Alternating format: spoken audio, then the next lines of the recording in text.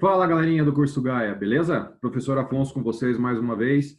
Hoje a gente vai falar um pouquinho lá em Física A na aula 21. Então, mantenham-se cuidando, fica na moral, fica tranquilo. Pega a apostilinha de vocês, Física A, aula 21 e vamos trabalhar. Bom, primeiro que a aula 21 é sobre uma força chamada de força centrífuga. Então, vamos falar um pouquinho sobre esse cara aqui. Antes, vamos lembrar de um movimento de uma bolinha, quando a gente está girando ela num fio, ou um carro fazendo uma curva tendo atrito para dentro. A gente tem uma força que sempre aponta para o centro do movimento. Essa força, ela é chamada força centrípeta, peta de apontar, centrípeta, centro. Essa força, ela sempre vai existir quando a gente tiver o que a gente chama de referencial inercial. O que é o referencial inercial? A gente considera a Terra como referencial inercial, né? E o carro se movimentando por ela, beleza? Mas não existe referencial inercial absoluto. Por exemplo, no espaço, daí não faz sentido esse referencial inercial de falar que a Terra é que tem lá um movimento, que ela está em repouso em relação a tudo, que ela está em torno do Sol. Então, a força centrífuga, o que é? Ela é uma força, primeiro, fictícia, que vai agir em referenciais não inerciais. Então, se falar para você que a força centrífuga existe, ela é uma força real, tá errado. Ela é uma... Na verdade, quando a gente faz uma curva no carro e sente, né, aquela pressão, quando a gente faz uma curva, por exemplo, à esquerda e sente o ombro direito pressionando, por inércia, a nossa tendência é ir reto. Como o carro está virando, a gente quer ir reto, então é como se o carro a todo instante tivesse que jogar a gente para dentro, beleza? Então, isso seria a força centrífuga, a impressão que a gente tem dessa força. Então, força centrífuga não existe para referenciais inerciais, tá? Então, ela é só para referenciais não inerciais, mas como a gente trabalha os movimentos na Terra, em referencial Terra sendo inercial, aí a força centrífuga não existe, beleza? Então, vamos para frente. A força resultante, ela é um vetor da velocidade instantânea que forma um ângulo, né, maior que zero e menor do que 180. Então, essa força resultante é a nossa força centrípeta, beleza? Que a gente já falou na aula passada e está repetindo agora.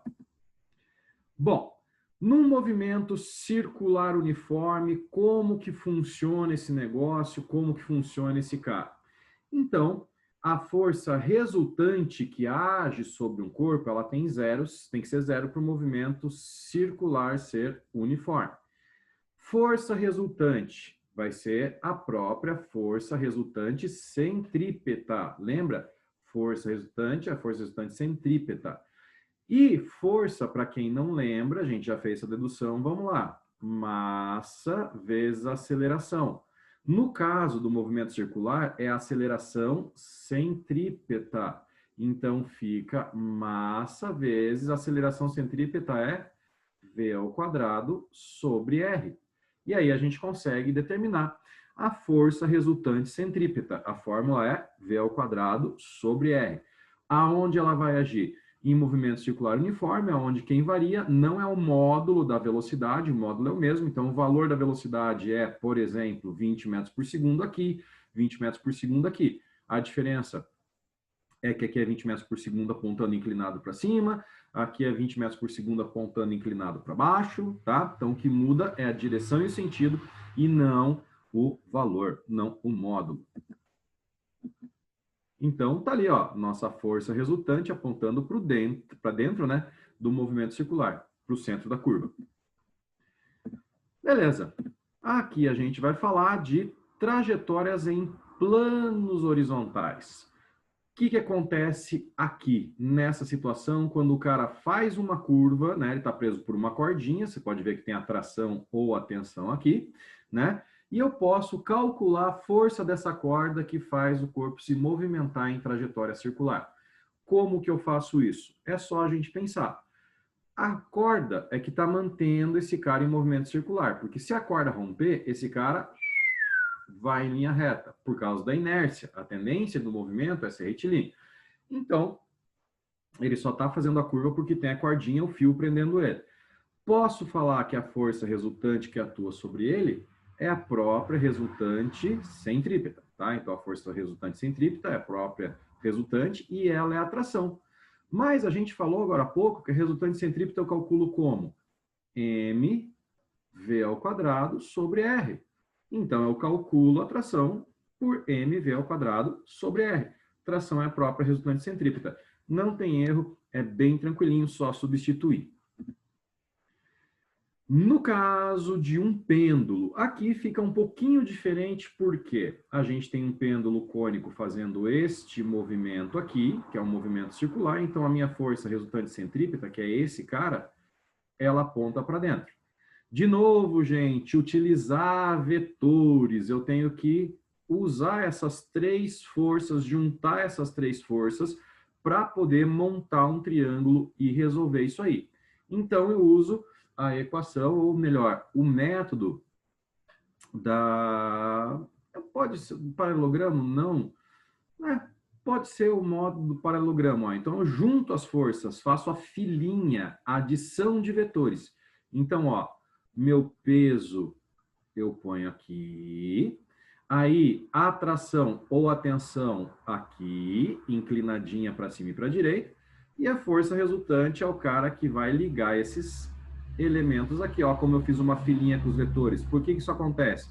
Porque se essas forças estão equilibrando, a resultante é zero, a figura gerada tem que ser uma figura fechada. E aí, o que vai acontecer aqui? Vamos pensar. Esse ângulo aqui é o mesmo ângulo entre uma linha vertical e a tração na corda. Então, está aqui o ângulo. Isso aqui se transformou, na verdade, num triângulo retângulo, onde eu tenho quem? Lado maior, oposto ao ângulo reto. Lembra? É a nossa hipotenusa. Tração é hipotenusa. Força resultante é o cateto oposto ao ângulo. Então, cateto oposto. E o peso é o cateto que está juntinho com o ângulo, é o cateto adjacente. Então, eu posso usar relação trigonométrica. Tangente. Quem que é tangente? Lembra da manha. Aonde tem gente, tem coca. Tangente é cateto oposto sobre cateto adjacente. Então, a tangente vai ser quem? Cateto oposto é a força resultante e o cateto adjacente é o peso. Está aqui, ó. Você calcula a força resultante pelo peso e pela tangente. Só substituir aqui. Abre a força resultante como, né, força centrípeta, então massa vezes aceleração centrípeta, e abre o peso como massa e gravidade. Como o peso a massa, aparece dos dois lados, você corta, fica a aceleração centrípeta e a gravidade tangente do ângulo. Abre a aceleração centrípeta, v ao quadrado sobre r, gravidade tangente. E aí você quer achar a velocidade que o cara está girando. Passa esse 2 para lá na forma de raiz e o r multiplicando. Fica velocidade igual raiz quadrada, aqui saiu o traço meio em cima, mas tudo bem, raiz quadrada de raio, gravidade tangente. É um jeito mais prático, você já consegue sair direto, deduzir direto o que aconteceu aqui, tá? Aqui, explicaçãozinha, se você quiser dar uma pausa, dar uma lida, tá? Mas é soma de vetores, basicamente. Um exemplo aqui, né, para você calcular, você tem um cabo de 15 metros, ângulo de 60 graus, ele está girando aqui, ó, né? E é para você achar a tensão no cabo, a força no cabo. Lembra que a tensão é essa força aqui, tensão. Você tem para o centro a força centrípeta e você tem o peso aqui, tá? Só fazer ali o esqueminha que a gente já comentou, que você consegue achar bem facinho. Outra situação agora, pensando num carro fazendo uma curva. Quando um carro faz uma curva, a força centrípeta que vai atuar para o meio da curva, essa força aqui, tá? Que faz, é responsável pelo carro fazer a curva, essa força centrípeta é a própria força de atrito. Então, num caso, né, do carro fazer uma curva, a resultante centrípeta vai ser, né, o próprio atrito. Então, lembra, né, força resultante centrípeta, V ao quadrado, massa V ao quadrado sobre R, e atrito, coeficiente de atrito, né? Mi, gravidade e massa. Por que isso? Porque normal e peso se anulam. Então, normal é igual ao peso. Se eu cortar as massas aqui, passa o raio para lá. Para calcular a velocidade, fica coeficiente gravidade vezes o raio. Bem tranquilo, tá? Agora que você já sabe deduzir, tá? No começo é meio zoado, mas fica esperto. Esse é o caso mais clássico quando a gente falar de vestibular da UFPR, você vai ver que normalmente questões que envolvem, né, essa parte da matéria, força centrípeta, carro fazendo curva, isso é o que mais cai. Então é só lembrar, velocidade máxima para ele conseguir fazer a curva, raiz de mi gravidade vezes o raio. Aqui você tem também um exemplinho para você treinar. Então, aqui corrida, dirigir, curva em alta velocidade e tal. Tá dado para você o raio, tá dado para você o coeficiente de atrito, tá? E ele pede para você achar a velocidade máxima. Só jogar direto na equaçãozinha aqui da boa. Curva inclinada ou sobrelevada, isso vale para aquelas curvas de carro que fazem, né, a NASCAR, aquela que a pista é inclinada. Ai, Afonso, eu não gosto desse negócio de corrida, nunca vi isso. Cara, você já assistiu aquele filme chamado Carros. Então, aquela corrida que o Relâmpago McQueen participa, que ela tem uma curva inclinada, é a curva sobrelevada, tá? Então, isso é bem também comum de pedirem. Pode ser um movimento, por exemplo, de um avião fazendo uma curva, tá? Daí o atrito com o ar, vai ter outras componentes, mas o jeito de resolver é o mesmo. Por quê? Porque você tem o que atuando sobre o corpo? Essa força que é gerada pelo atrito com o ar, tá? Essa força F aqui, o peso do corpo para baixo, e você tem a força centrípeta, resultante centrípeta atuando para o meio. Então, você tem essas três forças. O que você vai fazer? Você vai fazer a adição de vetores de novo, né? Ó, filinha um atrás do outro. Então, força aqui e o peso aqui. E a força resultante centrípeta fechando a figura, tá? Para dar a nossa resultante. Bom, vai aplicar uma trigonometria do mesmo jeito, porque esse é o nosso triângulo. Então, o que acontece? A força é a hipotenusa, o peso é o cateto adjacente, a resultante é o cateto oposto. Joga na tangente. Força resultante é igual peso vezes tangente. Você vai abrir a força de novo, corta as massas, passa o R multiplicando, passa o V na forma de raiz, e você vai ter raio, gravidade, tangente do ângulo. Mesmo esqueminha, não tem segredo, assusta quando a gente vê isso, mas no fundo é sossegado de fazer. De novo aqui mostrando a curva sobrelevada, só que aqui, ó, fica esperto, essa força aqui é uma componente da normal, porque a normal está agindo aqui, tá? Então, é normal cosseno que a gente vai usar, tá? Ela é uma componente, mas o sistema é o mesmo, tá? Você vai fazer a mesma coisa que a gente fez lá no outro caso, com o avião e tal, só que agora você tem normal agindo, mas é o mesmo esquema. Tá? Ó, tá ali força, peso tangente, você vai abrir, corta as massas, velocidade, raio, gravidade, tangente. É a mesma coisa. Mudou a situação, em vez de um avião fazendo uma curva no ar, você tem um carro fazendo uma curva, mas é igual. Não se assusta. Rotor, tá? Um exemplo clássico, aquele brinquedo de parque de diversão, que ele fica girando numa velocidade muito grande, e você fica meio que preso aqui, você não escorrega, você não cai. E a coisa mais comum que tem é eles pedirem a velocidade mínima para impedir essa queda, para você não escorregar para baixo. Qual que é a velocidade que ele tem que girar para você não cair? Então, a gente tem para baixo o peso do cara, e quem está segurando esse cara? A força de atrito estático. Por isso eu coloquei aqui, ó, Fattier, atrito estático. Igual peso. Peso é massa vezes gravidade, força de atrito é mi vezes normal. Você vai fazer o quê? Você vai isolar a normal, fica massa, gravidade sobre o coeficiente de atrito. O coeficiente de atrito entre as costas da pessoa e a superfície, obviamente. Bom, essa força tá, que está atuando, essa força normal, ela está fazendo isso daqui, ó, te empurrando em direção ao centro do movimento, beleza? E aqui está o pulo do gato, porque quem que é a força que aponta para o centro do movimento? Quem aponta para o centro do movimento é a força resultante centrípeta. Então, você pode dizer que a resultante centrípeta é própria normal. E aí, você abre a resultante centrípeta, mv ao quadrado sobre r, corta as massas, passa o r multiplicando, passa o 2 na forma de raiz, você tira que a velocidade mínima para o cara não escorregar vai ser r vezes gravidade sobre coeficiente de atrito. Esse aqui é o caso mais complexo que a gente tem, e mesmo assim não é difícil. Você só tem que lembrar que a força que aponta para dentro é a normal, é a superfície empurrando o cara. E quem aponta para dentro é a força centrípeta. Então, isso aqui é o pulo do gato. Lembrar que a resultante centrípeta e a normal são a mesma força. Trajetória, né, plana, vertical, ou seja, movimento de tic-tac, não é agora aquele do pêndulo cônico, agora só vai e volta. A gente tem que a força que aponta para o centro, ela está para o mesmo lado da tração e o peso aponta para baixo. É quando o cara está nessa região aqui, ó, tá? Então, força resultante, tração menos peso. Se essa força centrípeta é resultante, você vai fazer quem aponta para o lado dela, que é maior, menos o peso, que é o menor. Então, é tração menos peso.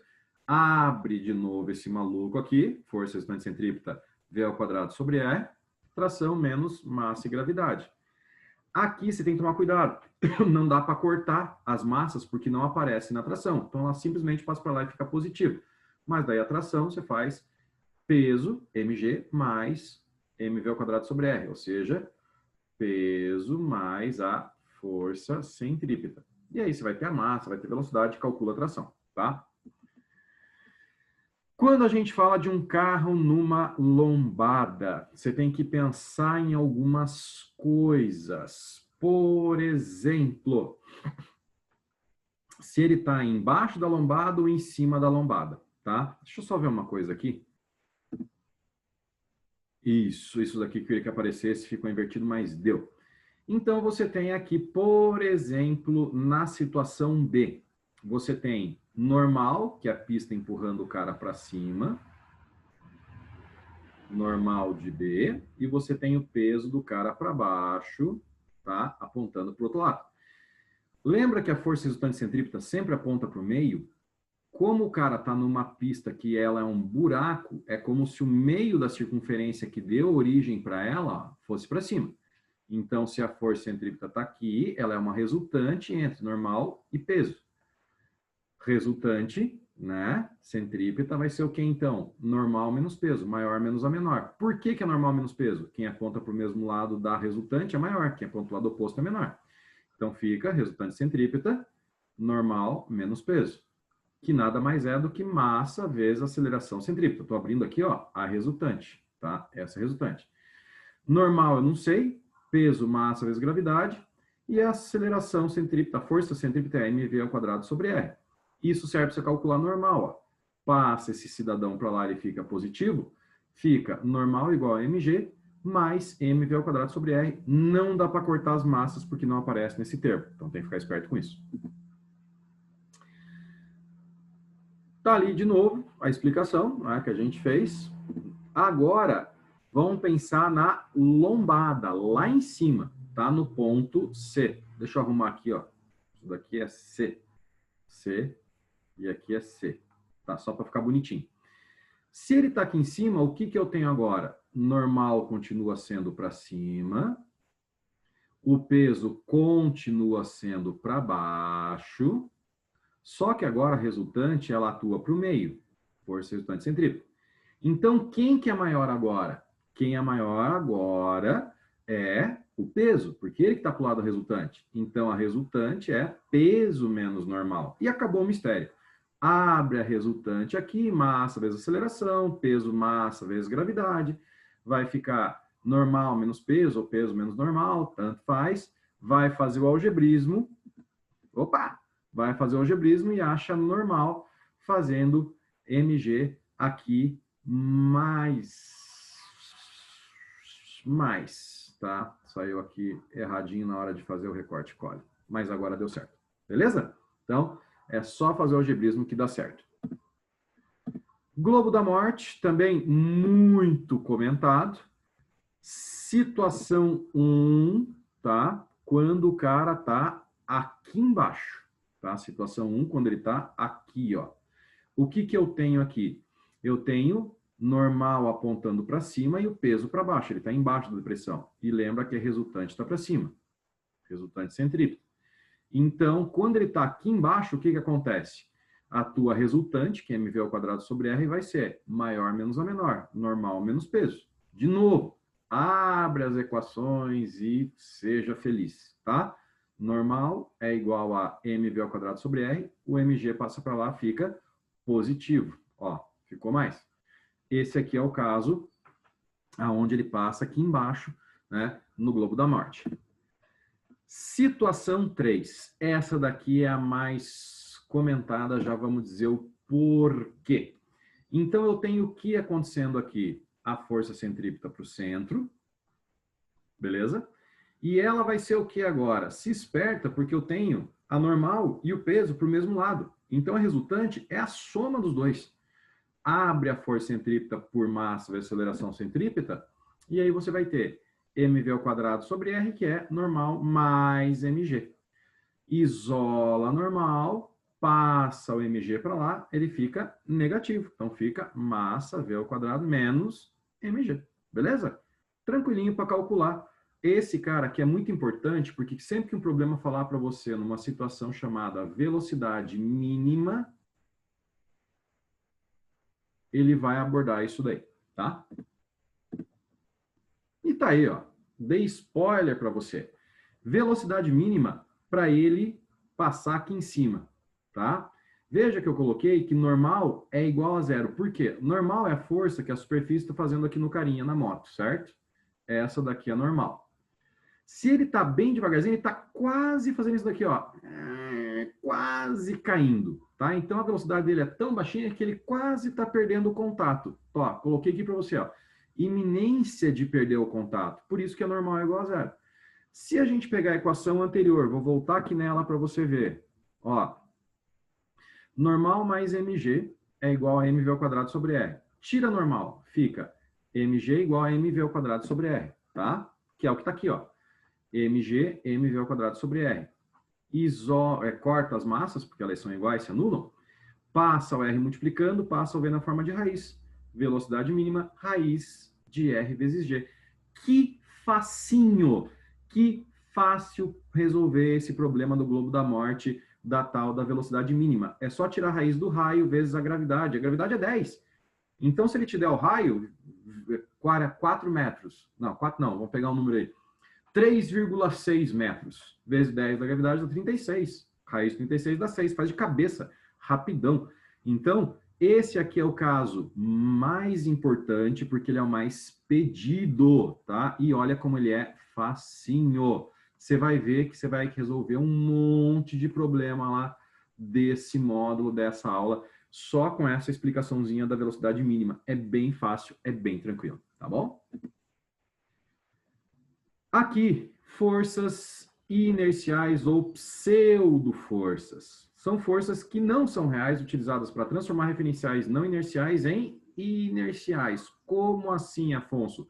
A gente meio que afirma que o referencial está sendo inercial. Por exemplo, esse trem aqui, ele está andando.